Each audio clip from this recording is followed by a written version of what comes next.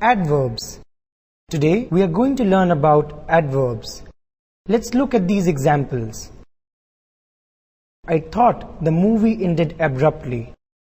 The children love to play outside. The public library often holds meetings downstairs. The words which are highlighted in blue are all examples of adverbs. So what is an adverb?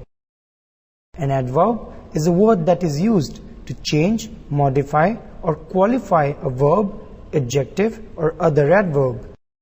An adverb expresses a relation of place, time, circumstance, manner, cause, degree, etc.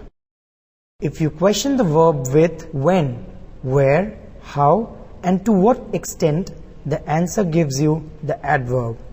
Let's explore some more examples so that you can get a clear concept about adverbs. He swims well. The children ran outside. He greedily ate the chocolate cake. Now let's move on to do some activities on what you have learned.